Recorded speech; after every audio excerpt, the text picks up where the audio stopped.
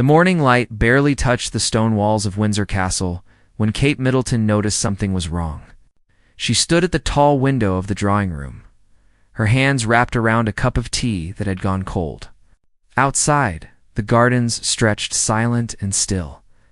But inside, tension filled every corner of the ancient halls.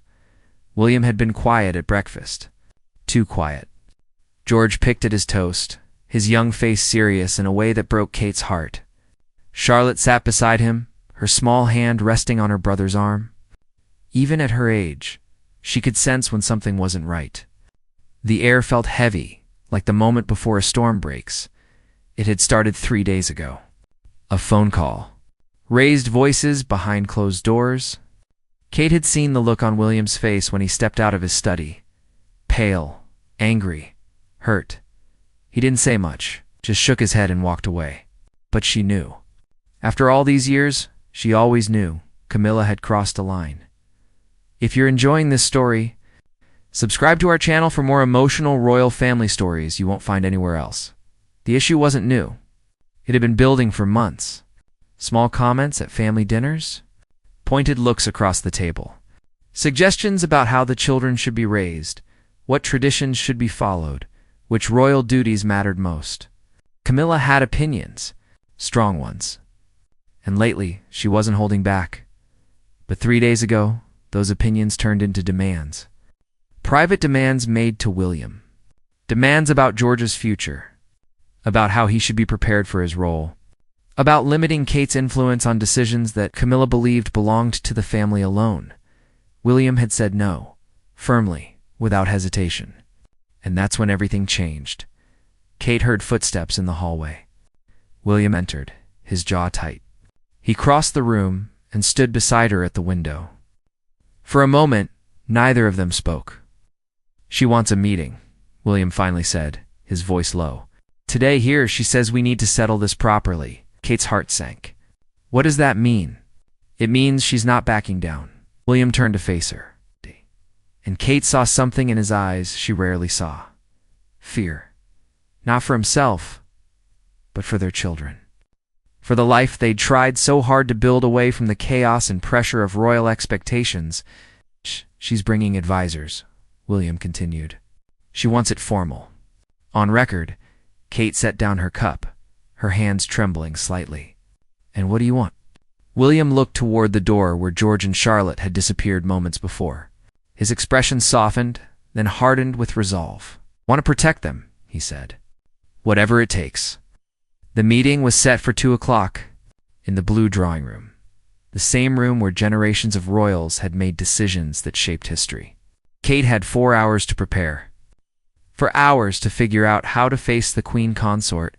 For hours to find the strength to stand beside her husband and fight for their family. But as she climbed the stairs to check on the children, Kate couldn't shake one thought. This wasn't just about rules or traditions anymore. This was personal. And when Camilla felt challenged, things rarely ended quietly. The clock in the hallway chimed 11. Time was running out. George sat on the floor of his bedroom building a tower with wooden blocks. Charlotte watched from her spot on the window seat, her legs swinging. They hadn't asked any questions yet, but Kate knew they would. Children always knew when adults were hiding something, Mummy. George looked up, his blue eyes searching her face. "Is Grandpa coming today?" Kate's chest tightened. Charles wasn't coming. He'd made that clear. This matter, he'd said, was between William and Camilla. He wouldn't interfere. Even now, even after everything, he chose neutrality. It stung more than Kate wanted to admit. "Not today, sweetheart," Kate said, sitting down beside George. "But Daddy and I have an important meeting this afternoon." Charlotte stopped swinging her legs. "With Grandma Camilla?" The title felt strange, forced. The children had been taught to use it. But Kate heard the hesitation in Charlotte's voice every time. They were polite, respectful, but there was no warmth, no real connection. And maybe that was part of the problem, as Kate answered honestly. With Grandma Camilla, George's tower wobbled. He steadied it with careful hands. "Is she angry with us?" Kate's heart broke. "No, darling, no. This has nothing to do with you." But that wasn't entirely true, was it? It had everything to do with them. With George especially, with the future that had been decided for him the moment he was born. A future that Camilla wanted to shape in ways that didn't include Kate's voice. William appeared in the doorway. He smiled at the children, but Kate saw the tension in his shoulders. "Why don't you two go find Maria? I think she's making biscuits in the kitchen." George and Charlotte didn't need to be told twice. They raced past William, their footsteps echoing down the hallway. When they were gone, William closed the door. "I just spoke with her assistant," he said quietly. "She's arriving early, 1:30. That's not what we agreed." "I know." William ran a hand through his hair. "She wants the advantage. Wants us on edge before it even starts?" Kate stood and crossed to him. "Then we don't give her that. We stay calm. We stay united." William pulled her close, pressing his forehead against hers. "I should have stopped this months ago. I should have drawn the line the first time she overstepped. You were trying to keep the peace, and look where that got us." His voice was bitter. "She thinks she can bulldoze her way through anything." Just like always, Kate knew the history. Everyone did. The years of scandal, the broken trust, the slow, painful path to acceptance. Charles had fought for Camilla's place in the family, and eventually he'd won. But forgiveness wasn't the same as forgetting, and power, once gained, could be wielded in dangerous ways. "What exactly did she say?" Kate asked. "In the phone call?" William pulled back, his jaw clenching. "She said George needs to be educated differently, privately, away from regular schooling. She said we're making him too soft, too ordinary. She wants him in controlled environments, with carefully selected influences. She wants to take him away from us, not officially, but yes. She wants to shape him into her version of what a future king should be. And she made it clear that my opinion was clouded by emotion, that you were the problem." There it was. The real issue? Kate had never been fully accepted by certain parts of the family. She wasn't born into royalty. She didn't have the pedigree. And Camilla had made subtle digs about it for years. But this wasn't subtle anymore. This was war. "She can't do this," Kate said firmly. "She has no authority over our children." "She has Charles's ear," William countered. "And if she convinces him that this is about duty and tradition, he might support her. Would he really go against you?" William didn't answer right away. When he did, his voice was hollow. "I don't know anymore." A knock at the door interrupted them. One of the staff members stood in the hallway, her face apologetic. "Sir, ma'am, the Queen Consort has arrived." William checked his watch. 1:15. 15 minutes early. Camilla was making her power play clear from the start. "Tell her we'll be down shortly," William said. The staff member nodded and disappeared. William turned to Kate, taking both her hands in his. "Whatever happens in that room," he said, "we stand together." "Agreed? Agreed?" They walked down the grand staircase side by side. With every step, Kate felt the weight of history pressing down. This wasn't just a family argument. This was a battle for the future, for their children, for the kind of parents they wanted to be. The doors to the blue drawing room stood closed. Behind them waited Camilla, and whatever fury she'd brought with her, the blue drawing room, lived up to its name. Rich blue silk covered the walls. Gold-framed portraits of past royals stared down from every angle. The furniture was elegant, carefully arranged. But today the beauty felt cold. Unwelsko, Camilla sat in the center chair, her posture perfect. She wore a cream dress suit, pearls at her neck, her hair styled flawlessly. 2 advisors flanked her, men in dark suits with leather folders. They stood when William and Kate entered, but their faces remained neutral. "Professional, William. Catherine." Camilla's voice was smooth, controlled. She gestured to the chairs across from her. "Please, sit." Kate noticed immediately that the seating arrangement was deliberate. Camilla sat elevated, positioned like a judge.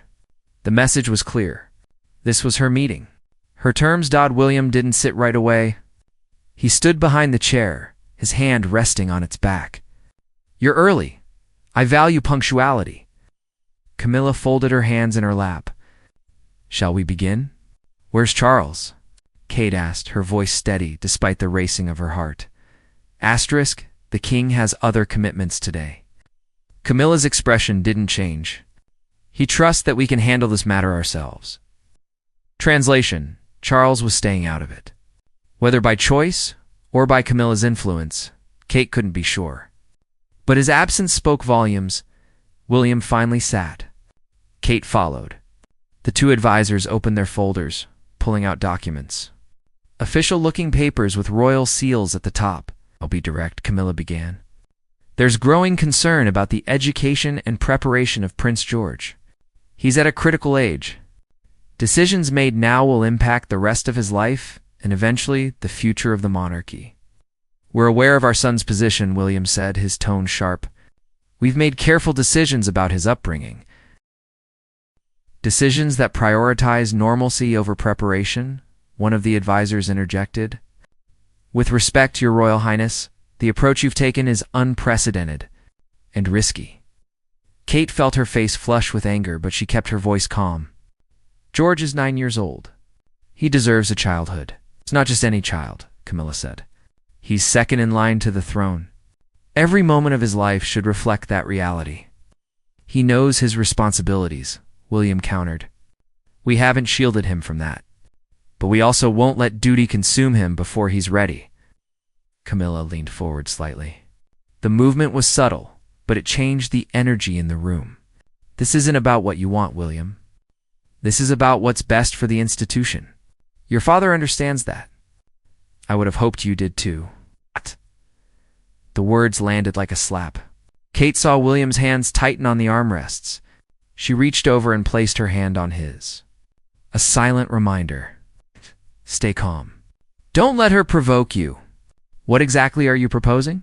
Kate asked, directing the conversation back. The second advisor pulled out a document and slid it across the table. William picked it up, scanning the pages. His face grew darker with every line. You want him removed from school, William said slowly, his voice dangerously quiet. You want private tutors selected by a committee, controlled interactions, supervised friendships. Limited access to, he stopped, his eyes snapping up to meet Camilla's. You want to limit Kate's involvement in his education? I want to ensure proper guidance, Camilla corrected. Catherine's intentions are good, but she lacks the understanding of what royal life truly demands. She didn't grow up in this world. There it was. The insult Kate had been waiting for. The implication that she wasn't good enough, that her background made her unfit to raise her own son. Kate's voice cut through the room like ice. I may not have been born royal, but I know what it means to love my child, to want what's best for him, not for the institution. For him, love isn't enough, Camilla replied, her tone sharpening. Sentiment doesn't prepare a king. Discipline does. Structure does. Sacrifice does. He's 9 years old, Kate repeated, her voice rising despite her efforts to stay composed. 9. And you want to strip away his childhood because of fear. Fear that he might turn out human. That he might actually care about people beyond duty and tradition. Camilla's expression hardened. You're emotional. This is precisely why don't. William's voice cut through the room like thunder. He stood, the document crumpling in his fist. Don't you dare dismiss her. Don't you dare suggest she's unfit because she actually loves our son more than she loves a crown. Now, the advisors shifted uncomfortably. This was escalating beyond their pay grade. Camilla rose to her feet, her composure cracking. I'm trying to protect the future of this family. Your father agrees? Then where is he? William demanded. If he agrees, why isn't he here? Silence filled the room. Camilla's face flushed. She opened her mouth, then closed it again. For the first time, she looked unsure. He didn't agree with this meeting, did he? Kate said softly, realization dawning. This is you, not him. Camilla's eyes flashed. I am queen consort. I have every right, you have no right over our children, William said, his voice low and final. None, George, Charlotte, Louis, they are ours. Not yours. Not the institution's ours. The door behind them suddenly creaked open. Everyone turned. Standing in the doorway, small and uncertain, was George. Charlotte stood beside him, her hand gripping her brother's. "Daddy!" George's voice was tiny, scared. Why is everyone shouting? Time seemed to freeze. Kate's heart dropped to her stomach. The children weren't supposed to be here. They weren't supposed to hear any of this. Maria was supposed to keep them occupied in the kitchen, away from the conflict tearing through the castle walls. But there they stood. George in his school jumper, his face pale and confused. Charlotte right beside him, her eyes wide and glistening with tears she was trying to hold back. They'd heard everything. The raised voices. The anger. The words that no child should ever have to hear about their own family. William moved first. He crossed the room quickly but carefully, kneeling down to George's level. His entire demeanor changed in an instant. The fury melted away, replaced by the gentle voice of a father trying to shield his son from a hurt that had already happened. "Hey, buddy," William said softly. "It's okay. Everything's okay." "It doesn't sound okay," George whispered. His eyes drifted past William to where Camilla stood frozen by her chair.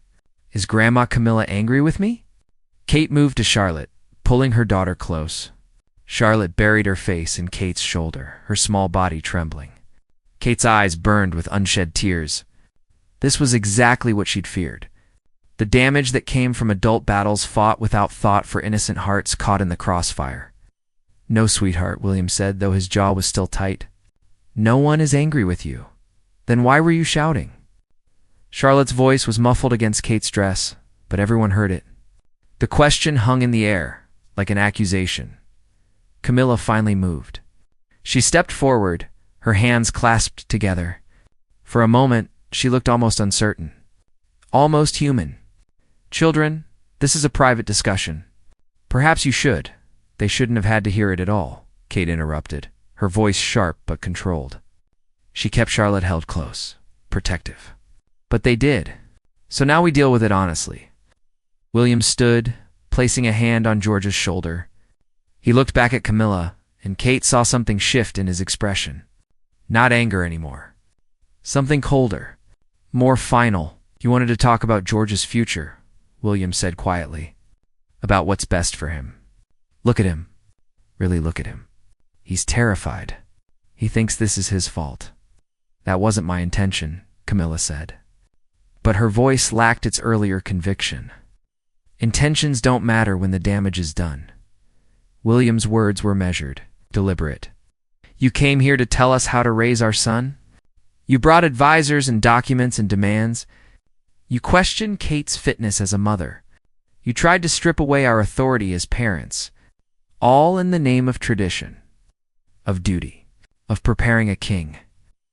George looked up at his father, confusion written across his young face. "Am I doing something wrong, Daddy?" William's expression crumbled for just a second. Kate saw it, the flash of pain, the realization of how deeply this conflict had already wounded their child. Then he knelt again, taking both of George's hands in his. "You're doing everything right," William said firmly. "You're kind. You're curious. You're learning. You're exactly who you should be. And nothing, absolutely nothing, is going to change that." Charlotte pulled back from Kate, wiping her eyes. She looked at Camilla with the brutal honesty only a child could deliver.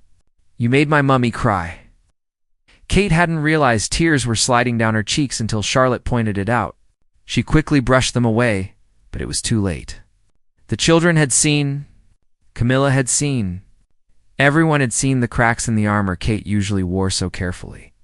One of the advisors cleared his throat. "Perhaps we should reschedule this discussion for a more appropriate time." "There won't be another discussion," William said, standing again. He kept George close to his side. "This is done." Camilla's face flushed. "William, you're being unreasonable. We need to address *. We don't need to address anything." William cut her off. "You came here with demands. I'm giving you an answer. No, to all of it. George stays in his school. He stays with his friends. He stays in our home, raised by his parents with love and attention, and yes, normal experiences. Because that's what makes a good king. Not isolation. Not control. Not fear." "You're making a mistake," Camilla said, her voice tight. Maybe William conceded. But it's my mistake to make. He's my son. Kate stood, still holding Charlotte's hand. She moved to stand beside William George between them. The four of them together. A united front. A family. I think it's time for you to leave, Kate said quietly. There was no anger in her voice anymore. Just exhaustion. And something else. Finality. Camilla looked between them, her eyes flashing with frustration and something that might have been hurt. But she didn't argue. She gestured to her advisors, who quickly gathered their documents. The meeting was over, and everyone in that room knew that something fundamental had shifted. As Camilla moved toward the door, she paused. She looked back at George, and for a moment her expression softened. I only wanted what was best, she said quietly. So do we, William replied. That's the difference. We know what that is. Camilla left without another word. The advisors followed. The heavy doors closed behind them with a soft click that echoed through the suddenly silent room. George looked up at his parents. Can we go back to the kitchen now? Maria said the biscuits were almost done. William let out a breath that sounded like a laugh and a sob at the same time. Yes, mate. Let's go get some biscuits. Charlotte tugged on Kate's hand. Mummy, can we all have biscuits together? All four of us? Kate nodded, not trusting her voice yet. They walked out of the blue drawing room together, leaving behind the gilded chairs and the portraits of past royals and the weight of expectations that had nearly crushed them. But as they headed toward the warmth of the kitchen, Kate couldn't shake the feeling that this wasn't over. Camilla had left too quietly, too quickly, and in Kate's experience, silence from someone like that wasn't peace. It was planning. Asterisk, the kitchen smelled like vanilla and butter. Maria had indeed made biscuits. She'd set them out on a cooling rack by the window where afternoon sunlight streamed through. The room felt warm, safe, a stark contrast to the cold formality of the blue drawing room they'd just escaped. George and Charlotte climbed onto stools at the large wooden table. Maria brought over a plate of still warm biscuits and 2 glasses of milk without needing to be asked. She'd worked for the family long enough to read the room. She glanced at Kate, a silent question in her eyes. Kate gave a small nod. We're okay, or at least we will be. William pulled out a chair and sat heavily, running both hands through his hair. Kate remained standing for a moment, watching her children bite into their biscuits with the uncomplicated joy of something sweet after something scary. How quickly they could bounce back. How resilient they were. She hoped it would stay that way. Daddy, George said through a mouthful of biscuit. What was Grandma Camilla talking about? About my school? Kate exchanged a look with William. They'd known the questions would come. Children never forgot. They just waited for the right moment to ask. William leaned forward, his elbows on the table. She had some ideas about your education, about what she thought would be better for you. But Mummy and I disagreed. 'Cause you want me to stay at school? George asked. Because we want you to be happy, Kate said, sitting down beside Charlotte. And we know you love your school. Your friends, your teachers. We're not going to take that away from you. Charlotte swung her legs under her chair. I like my school too. Is Grandma Camilla going to try to change mine? No, William said firmly. No one is changing anything. George was quiet for a moment, thinking. Then he said something that made Kate's chest tighten. Is it because I'm going to be king one day? Is that why she wants to change things? Kate had always known this conversation would come, but she'd hoped it would be later. When George was older, when he could better understand the weight of what that meant, but there was no going back now. Partly, yes, William said honestly. Being king is a big responsibility. People have different ideas about how to prepare for that. Grandma Camilla has her ideas. But Mummy and I have ours? What's the difference? George asked, his eyes serious. William thought for a moment before answering. Grandma Camilla thinks the best way to prepare you is to keep you separate, protected, controlled. She thinks you need to learn from books and rules and tradition. And those things are important. But Mummy and I believe you need to learn from life. From real people. From experiences that teach you empathy and understanding. Because one day, you'll be king of real people. Not just portraits on walls. How? George absorbed this, chewing slowly. So I can stay at school? You can stay at school. Charlotte reached for another biscuit. I heard Grandma Camilla say, Mummy isn't royal. Is that true? Kate's breath caught. Children heard everything, even the things you desperately wished they hadn't. It's true that I wasn't born into a royal family, Kate said carefully. I grew up in a normal house, went to normal schools, had a normal childhood. Some people think that means I don't understand royal life. But you're a princess now, Charlotte said, confused. And you're really good at it. I see you at all the events. Everyone likes you. Kate smiled despite the tightness in her throat. Thank you, darling. I try my best. You're the best, Mummy, George added quietly. I don't care if you weren't born royal. You're royal to me. William reached across the table and took Kate's hand. She squeezed back, grateful for the solid warmth of his grip, for the reminder that they were in this together. The rest of the afternoon passed quietly. The children finished their biscuits and went upstairs to play. Kate and William sat at the kitchen table long after the glasses had been cleared away, just existing in the comfortable silence of two people who'd survived a storm together. But as evening approached, Kate's phone buzzed. A text from a friend who worked in royal communications. Just 2 sentences that made Kate's stomach drop. There's something circulating in the press offices. About today. You might want to get ahead of it. Kate showed the message to William. His face hardened. She wouldn't, Kate whispered. She would, William said grimly. She's controlled the narrative her entire life. Why stop now? Within an hour, the first story appeared online. A source close to the royal family claimed there were deep divisions over the upbringing of the young princes and princess, that certain family members had concerns about modern parenting approaches conflicting with royal duty, that there had been heated discussions behind closed doors. The stories didn't name Camilla directly. They didn't have to. The implication was clear enough, and by morning, it would be everywhere. Kate felt sick. She's making us look like the problem, like we're the ones being unreasonable. Let her, William said, but Kate heard the anger beneath his calm. We know the truth. The children know the truth. That's what matters, is it? Kate asked. When the whole world is reading lies? William pulled her close. We've weathered worse. We'll weather this. But as Kate lay in bed that night, sleep refusing to come, she couldn't stop thinking about the look on Camilla's face as she'd left. That quiet fury, that wounded pride. Camilla had lost today. And in Kate's experience, people like that didn't accept loss gracefully. Somewhere across the grounds, in another wing of the castle, Camilla was probably awake too. Probably planning her next move. Because this wasn't about George's education anymore. This was about power. About control. About who got to shape the future of the monarchy. And Kate had a sinking feeling that today's confrontation was just the beginning. The clock on the nightstand glowed to 47 a.m. William slept fitfully beside her, his face troubled even in sleep. Kate slipped out of bed and walked to the window. The garden stretched dark and silent under a crescent moon. Tomorrow, they would face whatever came next.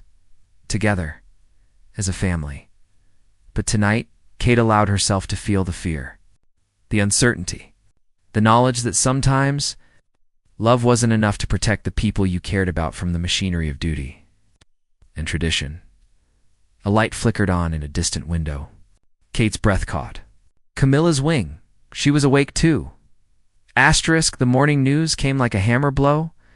Kate sat at the breakfast table, her phone screen glowing with headline after headline, each one worse than the last. Royal rift. Concerns over future king's education. Palace sources. Modern parenting clashes with tradition. Queen consort reportedly worried about prince. George's preparation.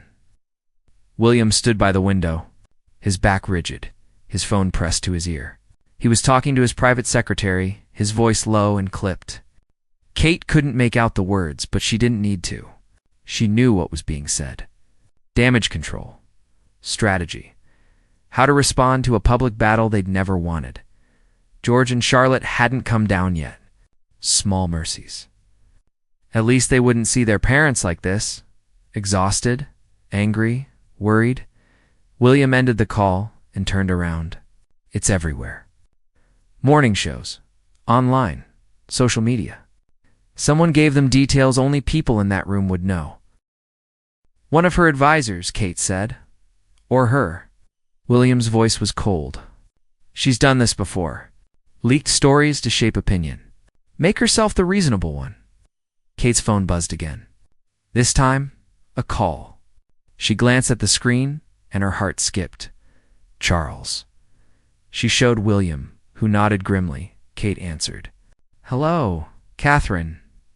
Charles's voice sounded tired, strained. I've seen the news. We need to talk. All of us today. Where were you yesterday? Kate asked, unable to keep the edge from her voice. When Camilla brought her advisors and her demands, where were you? A long pause. I was told it was a discussion, not a confrontation. I was told you and William had agreed to the meeting.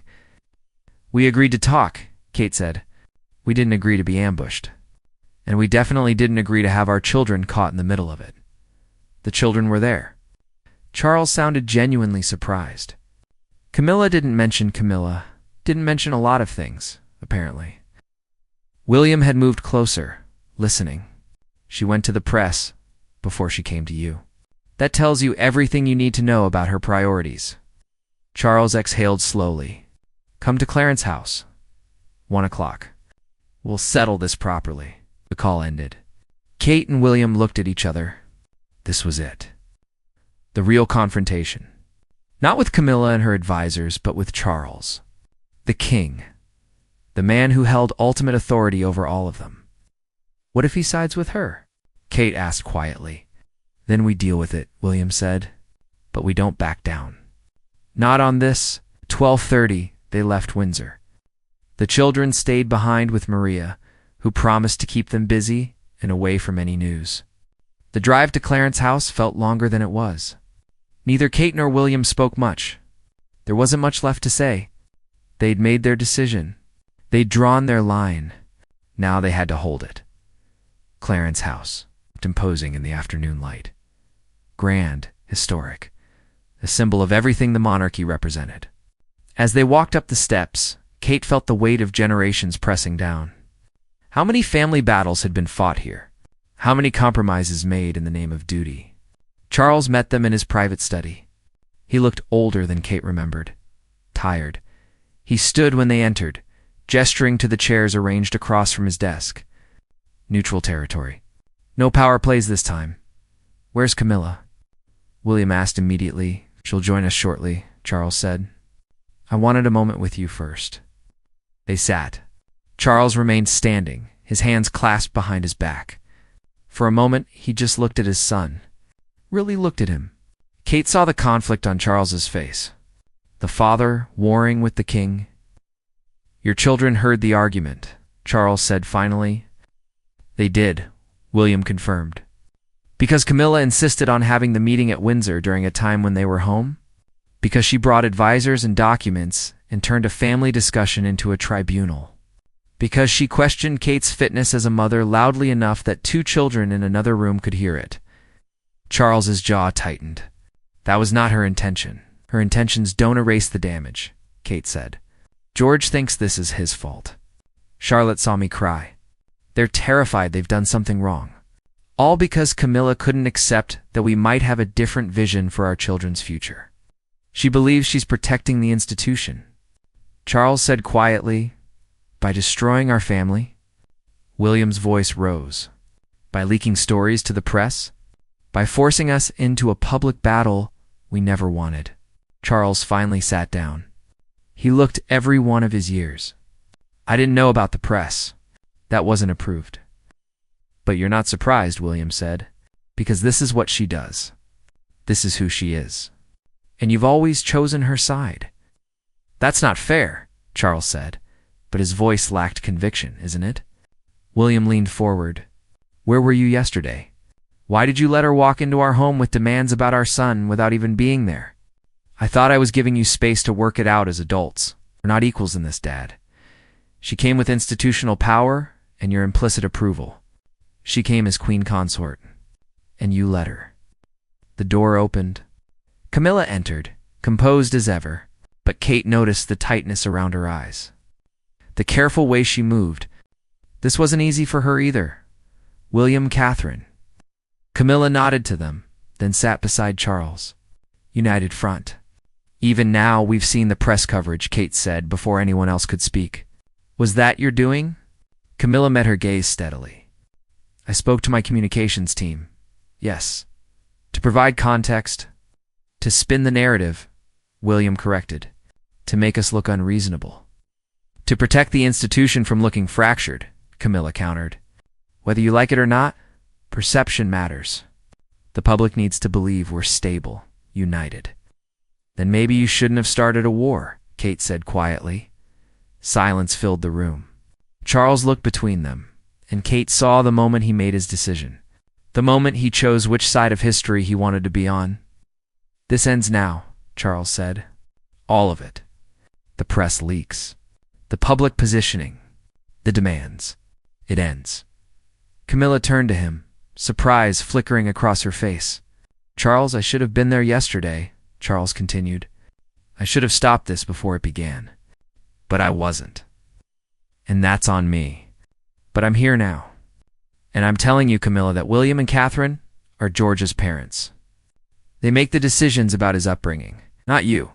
Not me. Them. But the future of the monarchy will be fine, Charles interrupted, because George has two parents who love him, who want him to grow up balanced and kind and prepared. Not broken and isolated and afraid. That's how we raise kings now. That's how we move forward. Camilla's face paled. You're taking their side. I'm taking my grandson's side, Charles said gently. Something I should have done from the beginning. Kate felt tears prick her eyes, but she blinked them back. William reached over and took her hand. Camilla stood. I see. Her voice was strained. Then I suppose this conversation is over. She left without another word. The door closed behind her with a soft click. Charles looked at his son. I'm sorry. For all of it. I should have protected you better. William nodded slowly. Yes, you should have. I'll fix this, Charles promised. The press, the narrative, all of it. I'll make it clear that George's education is not up for debate, that you have my full support. As king and as a father, Kate spoke softly. And Camilla. Charles's expression was pained. She'll need time. But she accepted. She doesn't have a choice. They left Clarence's house an hour later. The afternoon sun was warmer now, spring finally pushing through winter's grip. As they drove back to Windsor, Kate felt something shift. Not resolution, exactly, but the beginning of it, the sense that maybe, finally, they could breathe. Do you think it's really over? Kate asked. William watched the countryside roll past. With Camilla? Probably not. But Dad made his position clear. That matters. When they arrived home, George and Charlotte rushed to meet them, their faces bright, unburdened. Maria had done her job well. The children knew nothing of the morning's chaos. Nothing of the battle fought on their behalf. Mummy. Daddy, can we go to the park? Charlotte asked, bouncing on her toes. Kate looked at William. He smiled. Really smiled. For the first time in days, as Kate said. Let's all go to the park. And they did. All four of them together. Walking through the gardens as the sun cast. Long shadows and the evening birds began their songs. George ran ahead, Charlotte chasing after him, their laughter echoing off ancient stones. Kate leaned against William as they walked. We're going to be okay, she said. Half statement, half question. William kissed the top of her head. We already are. Behind them, Windsor Castle stood silent. Inside its walls, history lived. Tradition breathed. Duty demanded. But out here, in the fading light, there was just a family, imperfect, trying, together. And for now, that was enough.